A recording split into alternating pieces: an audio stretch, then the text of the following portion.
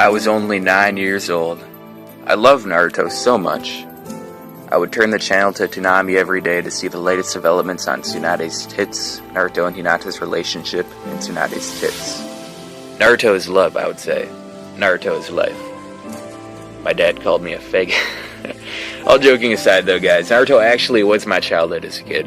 The characters were appealing and the plot was memorable to a young adolescent like myself at the time, and it'll forever hold a special place in my heart as the first anime I ever watched.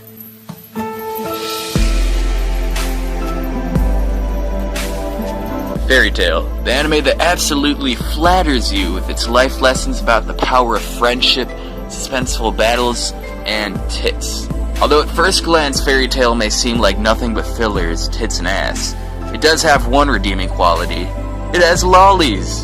In all honesty though, it does do a lot of things pretty well. The character designs and animation are among the best I've seen, and this, coupled with intense battles between different guilds, combined with steaming hot character development, makes for a pretty interesting anime. And it has tits.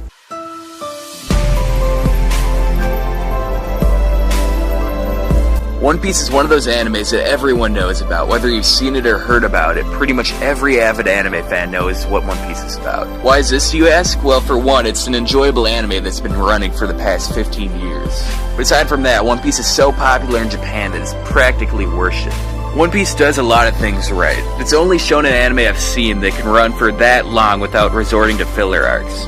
Now that being said, there are only about 10 minutes of actual non-recap new material in each episode, but that's still far better than sitting through 24 episode stretches of filler in animes like Naruto and Bleach. The place where One Piece really shines though is its characters.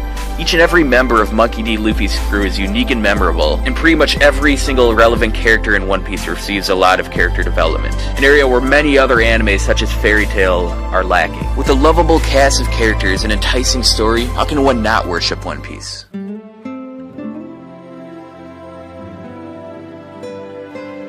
Pandora Hearts deviates from your typical shonen anime by incorporating the concept of time travel along with a captivating mystery.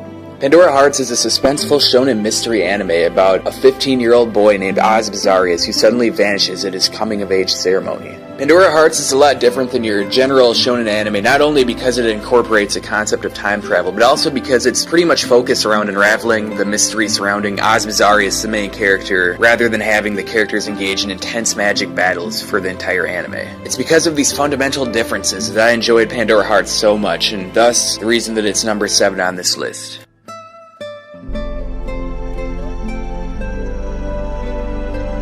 Dead Man Wonderland, the anime that got you completely hooked and then abruptly ended. Dead Man Wonderland had nearly everything going for it. It had blood, a realistic main character, and above all, it had Shiro. Fanservice bodysuits aside, Shiro is an awesome character. She's kawaii to the point where you just want to gobble her up, and is basically a better version of Gasai Yuno from Mirai Nikki.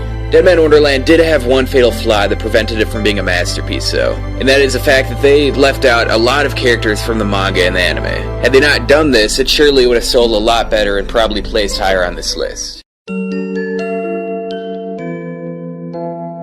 The thing that's unique about Baccano is it doesn't focus on any one character. Baccano focuses on various people including alchemists, thieves, thugs, and mafiosi who are all connected to one another. Because of Baccano's extensive amount of characters, it has nearly every type of character imaginable, ranging from the cute instant lolly to the crazy motherfucker like Lad Russo and the Rail Tracer. Because of this, you're sure to become attached to at least one of the characters. With a diverse cast of characters and enticing plot, Baccano is a classic that really set the bar high for character development in animes to come. Eureka 7 is a heartwarming tale of a boy named Renten who dreams of joining the renegade group known as Gecko State, led by his idol Holland Novak, until one day the beautiful girl known as Eureka suddenly falls from the sky and offers to let him join. Now at first glance, Eureka 7 may seem cliche as all hell, but if you actually watch it through to the end, you'll understand just how magnificent it really is. Eureka 7 incorporates various themes throughout the anime, ranging from coexisting with other alien life forms to saving the ones that you love. In the end, Eureka 7 is an instant classic and truly deserves a number 4 spot on this list. Death Note is a psychological thriller about the battle of wits between the world's greatest detective L and Kira, a man who can kill someone simply by writing their name in a notebook. The thing Death Note does very well is every episode of the first season is so good that it's near impossible to stop watching at any given point because of how suspenseful the series is. In all honesty, the first 3/4 of Death Note is a 10 out of 10 masterpiece to me. It really is the reason that Death Note is considered by many to be one of the greatest animes of all time. The reason Death Note isn't number 1 on this list is, well, the second season is mediocre. It felt way too rushed in my opinion, and had they made it just as good as the first season, Death Note would probably be my favorite anime of all time. At first glance, Hunter x Hunter looks just like any other shonen you might see today, but it's fundamentally different than your typical shonen anime. Most battle manga and anime involve the main character training, getting stronger, and defeating his or her enemies using new techniques that they've acquired over the course of their training. Hunter x Hunter sort of does this to a certain extent, but the battles in Hunter x Hunter are more about Gon and Killua outwitting their opponents rather than relying on friendship power and OP abilities to win. This intelligence aspect, along with Hunter x Hunter's suspenseful plot and dynamic characters, is the reason that it's number 2 on this list.